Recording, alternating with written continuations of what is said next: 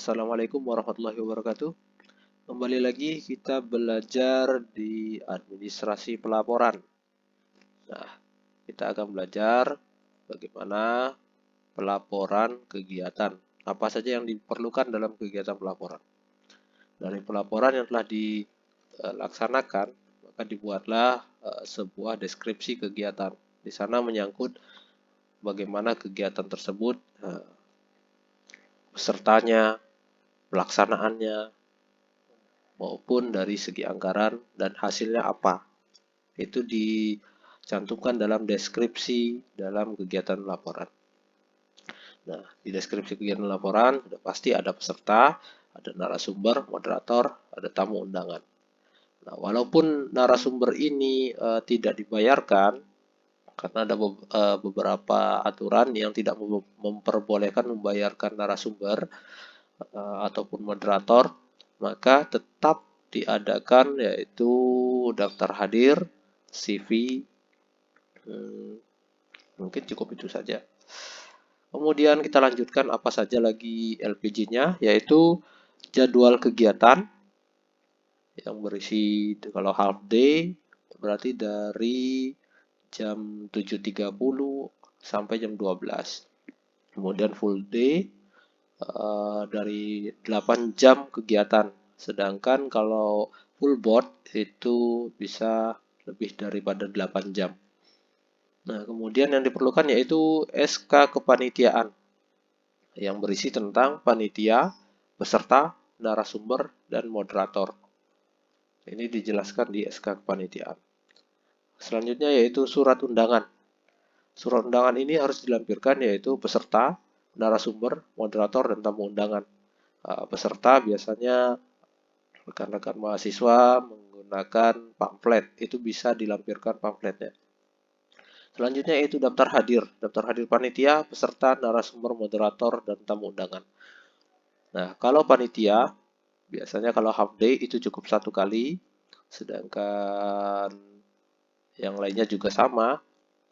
Kalau dia full board, maka dia absennya yaitu bisa 3 kali, pagi, siang, sore. Tapi lebih bagus yaitu absensi dilaksanakan per narasumber. Nah, jika ada narasumber A, maka dilakukan absen. Ganti narasumber, maka dilakukan absen kembali. Bisa satu hari ada 4-5 narasumber, berarti absennya 4-5 kali. Kemudian CV narasumber dan moderator. CV ini sangat penting karena akan menyangkut pajak penghasilan dari narasumber dan moderator. Kemudian ada biodata peserta. Biodata peserta ini juga penting, menandakan peserta itu dari mana, apakah layak dibayarkan atau tidak narasumber tersebut. Kemudian notulen narasumber dan materi narasumber. Materi narasumber juga sangat penting ya. Apabila kita tidak paham terhadap materi itu, maka nanti akan kesulitan mengisi notulen. Oke, selanjutnya yaitu LPJ keuangan. LPJ keuangan itu apa saja sih yang diperlukan? Yang pertama yaitu rincian belanja. Rincian belanja, jangan lupa rincian belanja yang kita gunakan adalah satu baris, satu nota. Jangan satu baris diisi rincian dari nota-nota. Oke, kemudian setelah rincian belanja disesuaikan dengan tanggal dan urutannya sesuai dengan penempelan nota. Kemudian selanjutnya yaitu nota kwitansi belanja atau bukti transfer. Nota-nota dari toko, kemudian kwitansi belanja juga. Disarankan tidak menggunakan kwitansi.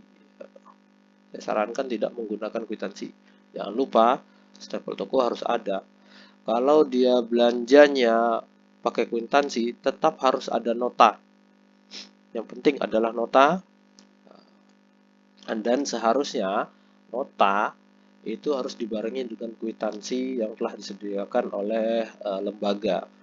Kemudian kalau misalkan dia berupa transfer, berupa honor, kemudian misalkan belanja ATK pakai transfer atau secara online, maka bukti transfernya itu yang harus dilampirkan. Daftar penerimaan honor. Daftar penerimaan honor ini sering sekali saya lihat bahwa daftar penerimaan itu tidak terdapat pajak. Sedangkan menurut peraturan dari Kementerian Keuangan, penerimaan honor itu wajib kena pajak, yaitu pajak penghasilan. Nah, jika tidak ingin ribet, kita kenakan langsung 5%. Nah, jika ada peserta, narasumber, moderator, itu kalau mau mengikuti kaidahnya, yaitu PNS golongan 4, maka dia dipotong 15%. Kemudian golongan 3, dia dipotong 5%. Kemudian golongan 2 dipotong 0%. Nah, sedangkan bagaimana dengan non-PNS? Kalau non-PNS, dia mempunyai NPWP, maka dipotongnya adalah 5%. Sedangkan yang tidak punya NPWP, maka dipotongnya adalah 6%. Nah, supaya tidak rumit, langsung saja dipotong pajak penghasilan akhir, yaitu 5%. Kemudian ada misalkan kegiatan itu yaitu daring, sehingga ada penerimaan pengganti kuota. Itu bisa diberikan dengan syarat ada bukti nota pembelian atau pentransferan dari kuota tersebut. Selanjutnya yaitu dokumentasi. Dokumentasi jangan lupa screenshot semuanya. Kemudian biasanya yang kendala pada saat daring yaitu absen ya. Nah, di video sudah saya buatkan beberapa cara untuk membuatkan absen dengan menggunakan tanda tangan.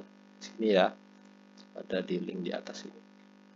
Kemudian selanjutnya yaitu bagaimana sih contoh dari daftar penerimaan honor. Nah, ini paling atas yaitu KOP organisasi. Nah, silakan. Kemudian judulnya yaitu daftar penerimaan honor narasumber. Kemudian judul kegiatannya apa, di mana, tanggal berapa, itu harus jelas di bawah KOP. Kemudian yang kedua yaitu nomor, nama, NPWP, ini harus jelas supaya nanti berhubungan dengan pajak. Kemudian materinya harus dijelaskan, kemudian honornya berapa, pajaknya berapa, bersih yang diterima berapa, tanda tangan. Nah, jika pelaksanaannya melalui daring atau online, maka yang di kolom tanda tangan diisi oleh paraf ketua panitia. Ini ketua panitia nanti dibuktikan dengan bukti transfer sebagai bukti dari nota. Setelah itu sudah terkumpul, nanti LPG-nya yaitu pajak kotor. Contoh di sini adalah honornya 1 juta, pajaknya 500, bersih yang diterima 950. Namun yang di LPG-kan yaitu 1 juta. Di bawahnya yang mengetahui adalah bendahara pengeluaran dan PPK. Ini khusus untuk lembaga yang mempunyai DIPA atau anggaran. Nah, sedangkan kalau organisasi biasanya yaitu bendahara pengeluaran dengan ketua umum, atau ketua panitia mengetahuinya adalah ketua umum. Oke, selanjutnya itu contoh dari daftar penerimaan pengganti kuota judul kegiatan. Nah, bisa seperti ini, harus ada nomor tujuannya dan harganya. Itu harus dicantumkan agar jelas pembeliannya. Selanjutnya jangan lupa nota pun harus dilampirkan. Nah, biasanya tanda tangan itu bukti fisiknya sama dengan honor narasumber. Yang ditransfer adalah bukti transfer. Sedangkan ini adalah bukti pembelian notanya. Dan tanda tangannya juga sama. Di bawahnya sama seperti tadi. Kalau yang punya anggaran yaitu bendahara pengeluaran mengetahui BPK atau kepala. Kemudian kalau tidak, bendahara dengan ketua umum atau ketua panitia dengan ketua umum. Oke, mungkin itu saja. Jangan lupa rekan-rekan yang belum subscribe, silahkan subscribe untuk mendapatkan informasi selanjutnya. Kita belajar terkait administrasi. Silakan. Terima kasih. Assalamualaikum warahmatullahi wabarakatuh.